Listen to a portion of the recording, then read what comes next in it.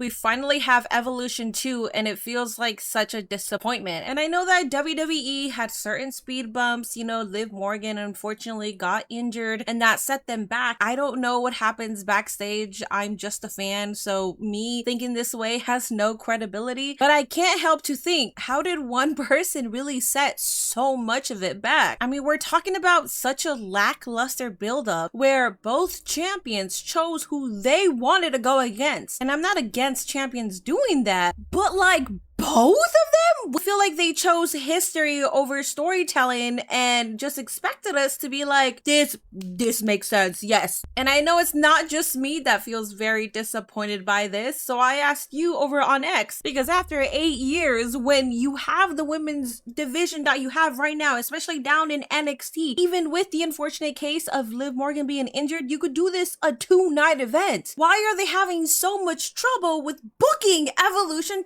2? And because of lack of build-up, but also because of ticket prices, it looks like Evolution 2 might not have a sold-out crowd like Evolution 2 should be having in 2025. So first one here is from Juan Breezy, and he's saying, do you think they ruined Evolution 2 by competing with AEW All in Texas? AEW All in Texas was announced months before they actually announced that Evolution 2 is coming back as a PLE. Yes, I think it's highly petty. The only thing that I'm happy about is that it's not on the same day, because at that point I would have crashed out, because we've been knowing the date for All In Texas. So if they were really petty and they put Evolution 2 on top of All In, I would have had like little or no fuse for that, and I probably would have said not so kind words directing towards TKO or Triple H at that point, because it's 2025, and at that point let professional wrestling fans be professional wrestling fans and enjoy what your company has to offer, but also what their company has to offer. So I don't think that Evolution 2 is being ruined because it's competing with All in Texas, because All in Texas is on Saturday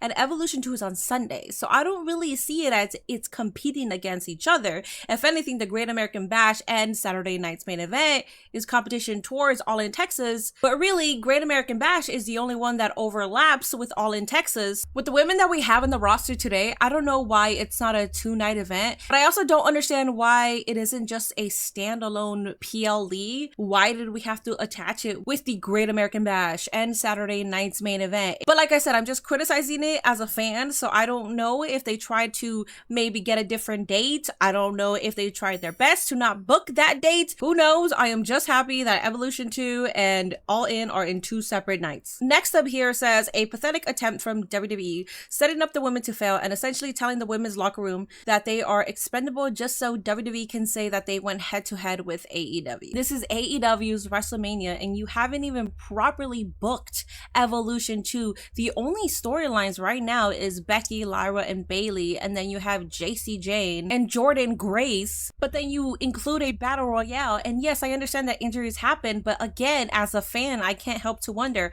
how far did one person really set everything back? The part where you're saying setting up the women to fail, honestly, the women will excel no matter what. The women will give it their all, but I agree with that to an extent, because people right now are worried if they're even going to sell out Evolution 2, and we're talking about Evolution 2 8 years after the first Evolution, and now the women's roster has evolved. We have so many damn talented women, well-rounded individuals that can fill out night 1, night 2 if they do decide to make this a 2-night event. We have more seasoned talent. We have veterans that can come back, just like we're seeing now, Nikki Bella, Trish Stratus. This is a 1-night event, and you guys still think that you guys had to bring back Nikki Bella, that you guys had to bring back Trish Stratus. And that's no disrespect to them, but that's also a blow in the face of the women who are just trying to scratch and claw for some TV time. You have a stacked roster of women. Like, what are we freaking doing here? This PLE has felt like the most here damn PLE in a while.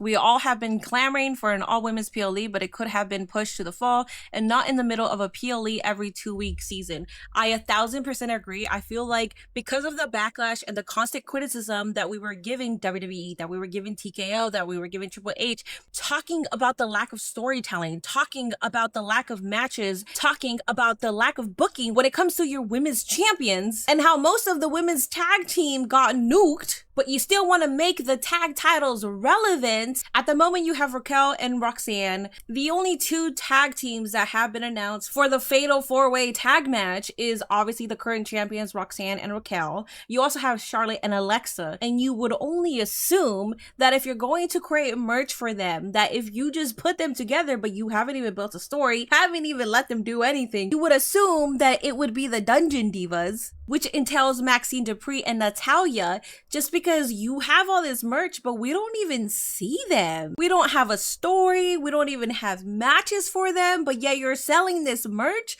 So the only assumption that I can make is that it's going to be them, and maybe it'll be Piper Niven and Elba Fire, her service to fit the fourth team that's going to be a part of the Fatal 4 tag match. So yes, I do agree, this is the biggest here damn PLE, and it's so unfortunate. Just like we had Zelina Vega versus Julia on SmackDown instead of saving that for Evolution 2. I don't know what it is, but the IC title is actually being booked correctly. But outside of that, when it comes to the US title, it's like an afterthought. How in the freak was Zelina Vega versus Julia not booked for Evolution 2? It's not like you were booking Zelina right. You actually could have let her cook on the mic while she was holding the title, because a lot of people actually forget who Zelina Vega is. You could have allowed her this time to broadcast her damn talents. Even if she lost at Evolution 2, at least people would have realized, oh damn, Zelina, but you actually got it like that. Was it so necessary to rush that win for Julia? That's the reason why I feel like this is the biggest here damn PLE, because how are you not focusing on your champion? Instead, and I mean this with all respect, you're focusing on bringing back the legends like Nikki Bella, like Trish Stratus, and this is how you're going to build your Evolution 2 PLE, but you're not focusing on your actual champions, but then you have your champions choose who they're going to go against. Basically saying, yeah, you know how like I'm champion and I should be able to choose between like 3 people that are coming after me? Yeah, screw all that. I'm just going to handpick you. Like what? I hate this. The next one is from Paul saying, not happy with the top title builds. Okay, choose your opponent for yourself in 2 weeks. No real story. Like, come on. Evolution isn't an every year thing. Needs to be done better. Live injury aside. Basically everything that I've been saying. And I think a lot of us feel this way. This is an anomaly. This is something to look forward to when it does come around, and it doesn't feel this way. Am I still going to be watching it? Absolutely. Am I still going to be supporting the women? Absolutely. Products and booking aside, like you guys are doing a mistreatment to these women, these very talented individuals that have proven that they can do good storytelling, that they can do good mic work, that they can deliver in matches. So it's so dumbfounding to me why we're having such a lackluster damn build-up. Liv Morgan and Nikki Bella were supposed to go against each other. Unless the plan was to eventually make that as a tag team, Liv and Raquel versus Nikki and Brie, that really doesn't change the trajectory of the champions like Tiffany Stratton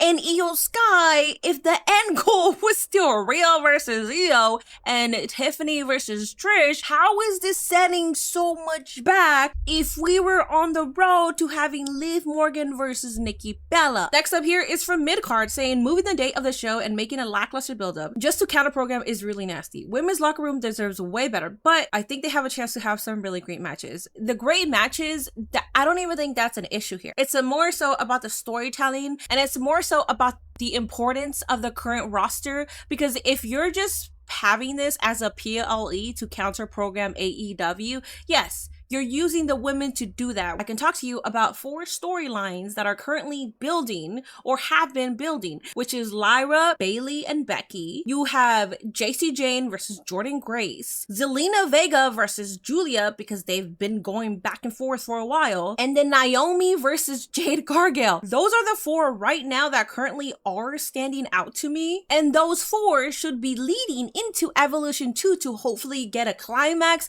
of everything, or maybe setting up for SummerSlam. I'm assuming that maybe we are going to get a match between Jade Cargill versus Naomi. Maybe they're waiting until SummerSlam to have that. Maybe we'll get a rematch with Zelina Vega versus Julia. Here is Evolution 2 was supposed to be bigger than WrestleMania. Can't even say 10 times better than this year's one. A pay-per-view featuring women only is a huge deal and can help the company reach the heights that they are trying to get with these celebrity pop-ups. They just don't want women to lead.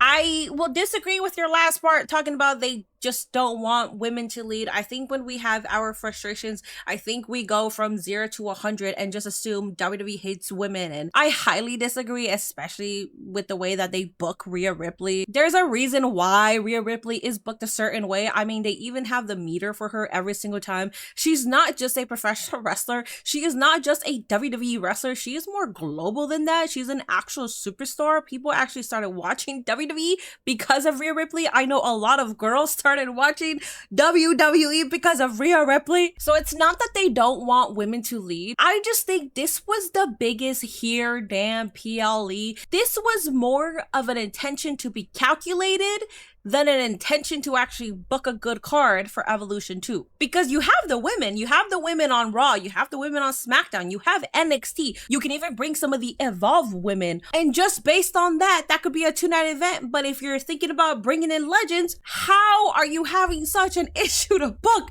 How are you having such an issue to book? Especially when you could have done Io Sky versus Asuka that easily could have main evented. If it wasn't going to be Becky, Bayley, or Lyra, if you actually had Asuka versus Io Sky on that match card, yes, that's an easy main eventer. I think us as fans, we're just kind of like, yeah, Evolution 2 is supposed to be a big deal, but probably for them, they don't see it that way, which is why the booking has been so lackluster. The next one here says, unless they bring back AJ Lee or someone we haven't seen in a long time or the women go ham, it's not looking good for this show. I think the show itself will deliver because I have full trust in the women to deliver good matches, good back and forth with each other. I'm in Deluluville, so I always think that AJ Lee's returning.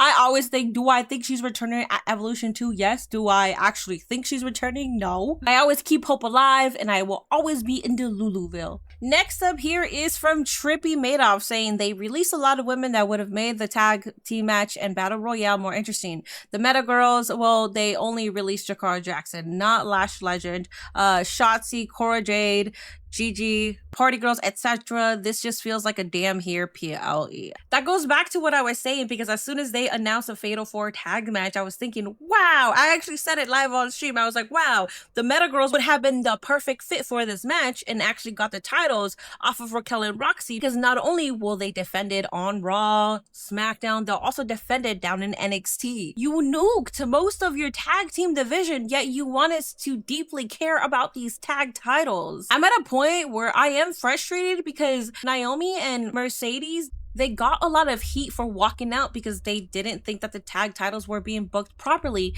And in 2025, we're in the same position. They don't really care about the women's tag titles. To be fair, I think they're just caring about the men's tag titles as well. So why are we still upset that they did what's best for them? Next one here is saying if Bayley versus Lyra versus Becky isn't going to main event Evolution, then it should be co-main event. Who would be main event at this point? I don't think there's anything right now that should main event. Tiffy versus Trish Stratus is not main event worthy because again, there wasn't a build-up. There's history, but there's not a build-up. Io versus Rhea, and I'm talking about their actual champions. And I don't think either one should main event because lack of build-up and no storytelling. The only true story that it involves a title outside of JC Jane and Jordan Grace, it should definitely be Becky, Bayley, and Lyra main eventing. That's the only one that has been built for weeks. I just hope the very best for Evolution 2. I never thought that I would be in a position where I would be so disappointed in having another Evolution. And again, this is no disrespect to the talent. This is no disrespect to the matches that I know we're going to have that are going to be complete bangers. This is no disrespect to the back and forth and to the storytelling. But I'm so frustrated because Evolution 2 should be revolutionary. It's Evolution. It's been 8 years. We should be excited. And I am. I'm still excited. If you're excited for it, I'm not trying to take your excitement away from it, but there's a reason why most of us are feeling a certain type of way. We're still going to watch it, obviously, because we're here to support women's wrestling. We're here to support the talent, but I can't help to think at the end of the day, you're doing this to counter program and you're doing it at the expense of women. I wasn't feeling like that when I first hit record and started recording this video, but as I'm reading comments and as I'm trying to make excuses for maybe they're not just counter programming, even though I know that could be petty, do not get me wrong. I thought it was petty, but I was like, no, they're really not just doing this to counter program. Now, being 6 days away from Evolution 2, I can't help to feel that way. And tonight is Monday Night Raw. Let's see what happens. We got Friday Night SmackDown. Let's see what happens with that. We also got NXT on Tuesday, so I'm sure they'll be building stuff up for that as well. Let me know your thoughts below. Bye!